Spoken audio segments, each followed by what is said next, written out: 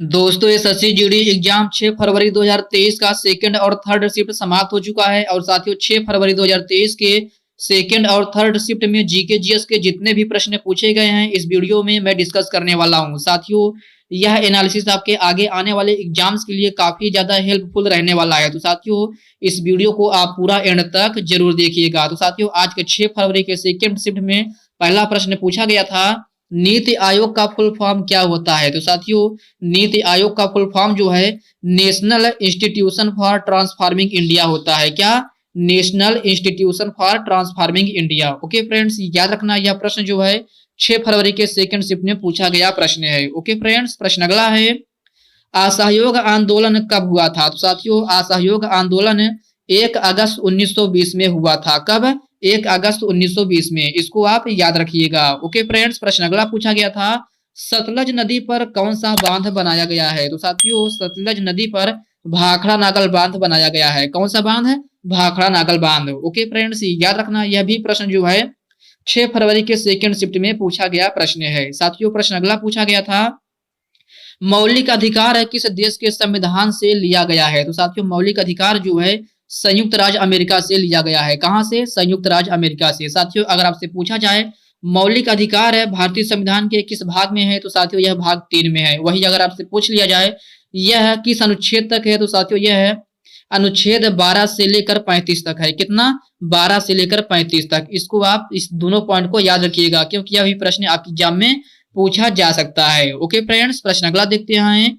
अगला प्रश्न पूछा गया था, भारत में हरित क्रांति की शुरुआत किसने की थी। तो साथियों भारत में हरित क्रांति की शुरुआत जो है सी सुब्रमण्यम ने की थी। लेकिन साथियों इनके साथ एक व्यक्ति काम करने वाले थे जो थे एमएस स्वामीनाथन। तो साथियों आप लोग कमेंट बॉक्स में कमेंट करके बताइएगा कि आपके ऑप्शंस में क्या दिया गया था, सी सुब्रमण्यम दिया गया था या एमएस स्वामीनाथन। और आप लोग क्या आंसर करके आए इसका भी आप लोग जरूर बता दीजिएगा साथियों। और भारत में हरित क्रांति के जनक जो है वह नॉर्मन बोरलॉग को माना जाता है। इसको भी आप याद रखिएगा क्योंकि अभी प्रश्न एसएससी जीडी एग्जाम में पूछा जा चुका है। ओके फ्रेंड्स, प्रश्न अगला पूछा गया था, मोहिनी अट्टम किस राज्य की नृत्य शैली है। तो साथियों मोहिनी अट्टम जो है वह केरल राज्य की नृत्य शैली है। कहाँ की? केरल राज्य की। इसको भी आप याद रखिएगा क्योंकि यह भी प्रश्न जो है 6 फरवरी के थर्ड शिफ्ट में पूछा गया प्रश्न है। ओके फ्रेंड्स, प्रश्न अगला है, बलबन के शासनकाल से संबंधित एक प्रश्न पूछा गया था। तो साथियों जो लोग एग्जाम देकर आए हैं अगर वो लोग वीडियो देख रहे हैं तो आप लोग कमेंट बॉक्स में कमेंट करके जरूर बताइएगा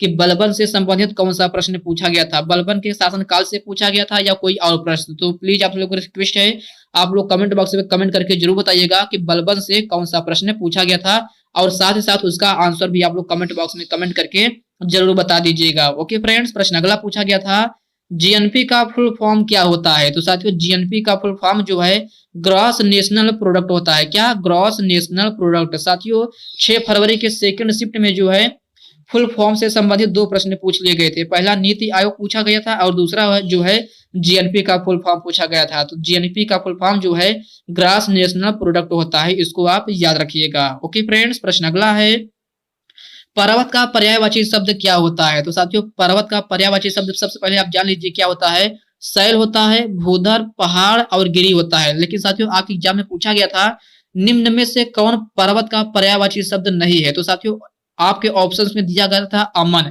ये सब तो ऑप्शन थे लेकिन एक ऑप्शन दिया गया था अमन। जो अमन है ये पर्वत का पर्यायवाची शब्द नहीं है। बाकी ये जो है चारों पर्वत के पर्यायवाची शब्द है। तो इसको आप लोग अच्छे से जरूर देख लीजिएगा। ओके फ्रेंड्स, प्रश्न अगला पूछा गया था, रक्त का पर्यायवाची शब्द क्या होता है। तो साथियों रक्त का पर्यायवाची शब्द खून, लहू और लोहित होता है। डिपेंड करता है कि आपके ऑप्शंस में क्या दिया गया था क्योंकि आपके अपने ऑप्शंस के अकॉर्डिंग ही आंसर करना था। ओके फ्रेंड्स, प्रश्न अगला पूछा गया था, जो चल नहीं सकता उसे क्या कहते हैं। तो साथियों जो चल नहीं सकता उसे अपाहिज कहते हैं। क्या? अपाहिज। इसको आप याद रखिएगा क्योंकि यह भी प्रश्न जो है 6 फरवरी के थर्ड शिफ्ट में पूछा गया प्रश्न है। ओके फ्रेंड्स, प्रश्न अगला पूछा गया था, भारत जोड़ो यात्रा 2022 में किसने शुरू की। तो साथियों भारत जोड़ो यात्रा जो है राहुल गांधी के द्वारा शुरू की गई है। किसके द्वारा?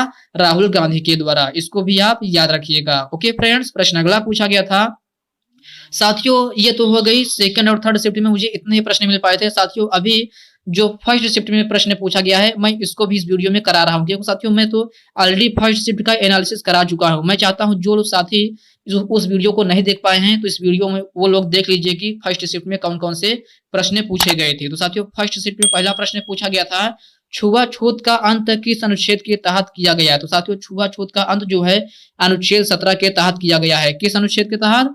अनुच्छेद 17 के तहत। ओके फ्रेंड्स, याद रखना। प्रश्न अगला पूछा गया था, वर्तमान समय में गोवा के मुख्यमंत्री कौन है। तो साथियों वर्तमान समय में गोवा के मुख्यमंत्री प्रमोद सावंत है। कौन? प्रमोद सावंत। साथियों अगर आपसे पूछ लिया जाए वर्तमान समय में गोवा के राज्यपाल कौन है, तो साथियों वर्तमान समय में गोवा के राज्यपाल PS श्रीधरन पिल्लई है। इसको भी आप याद रखिएगा क्योंकि यह भी प्रश्न आपकी एग्जाम में पूछा जा सकता है। ओके फ्रेंड्स, प्रश्न अगला पूछा गया था फर्स्ट शिफ्ट में, पांचवी पंचवर्षीय योजना का मुख्य उद्देश्य क्या था। तो साथियों यह प्रश्न जो है 6 फरवरी के फर्स्ट शिफ्ट में पूछा गया था। पांचवी पंचवर्षीय योजना का मुख्य उद्देश्य तो साथियों इसका मुख्य उद्देश्य जो है वह गरीबी उन्मूलन और आत्मनिर्भरता पर बल था। ओके फ्रेंड्स, इसको आप याद रखिएगा। साथियों अगर आपसे पूछा जाए पांचवी पंचवर्षीय योजना का कार्यकाल कितना था, तो साथियों इसका कार्यकाल 1974 से लेकर 1978 तक था। साथियों यह एक ऐसी पंचवर्षीय योजना रही है जो कि केवल 4 वर्षों तक चली है।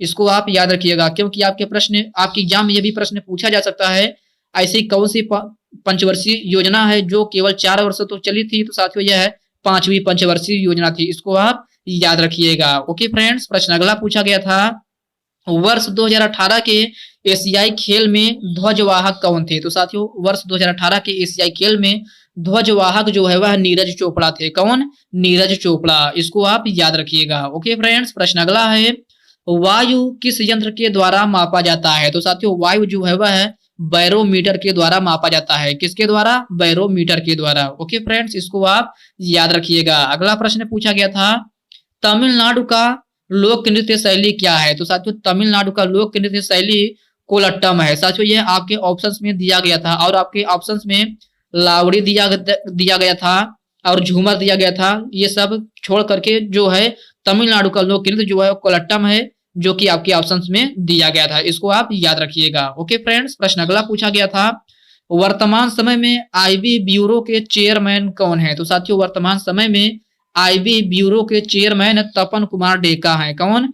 तपन कुमार डेका। इसको आप याद रखिएगा। ओके फ्रेंड्स, प्रश्न अगला है, झावेरी बहनों किस राज्य का नृत्य शैली है। तो साथियों झावेरी बहनों जो है वह मणिपुर का नृत्य शैली है। कहाँ का? मणिपुर का। ओके फ्रेंड्स, इसको आप याद रखिएगा। साथियों प्रश्न अगला पूछा गया था, राजस्थान का पुष्कर मेला कितनी बार लगता है। साथियों मैं फर्स्ट शिफ्ट में पूछा था लोगों दोस्तों से कि जो लोग एग्जाम देकर आए हैं अगर वो लोग इस वीडियो को देख रहे हैं तो आप लोग बताइएगा क्या प्रश्न पूछा गया था। एक भाई कमेंट किए हैं, पूछा गया था राजस्थान का पुष्कर मेला कितनी बार लगता है। तो साथियों मैं आप फिर से बोलूंगा तो आप लोग बताइएगा राजस्थान का पुष्कर मेला कितनी बार लगता है। तो आप लोग इसका आंसर कमेंट बॉक्स में कमेंट करके जरूर बताइएगा। क्वेश्चन को तो क्लेरिफाई हो गया है। क्वेश्चन जो है 6 फरवरी के फर्स्ट शिफ्ट में पूछा गया था राजस्थान का पुष्कर मेला कितनी बार लगता है।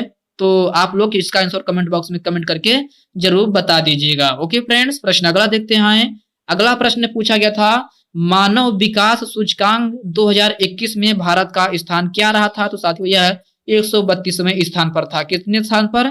132वें स्थान पर। ओके फ्रेंड्स, इसको आप याद रखिएगा। अगला प्रश्न पूछा गया था, अपना हाथ जगन्नाथ का अर्थ मुहावरे में पूछा गया था क्या होता है। तो साथियों अपना हाथ जगन्नाथ का अर्थ जो है वह स्वयं का काम है, स्वयं करना अच्छा होता है, यही इसका आंसर हो जाएगा। ओके फ्रेंड्स, याद रखना।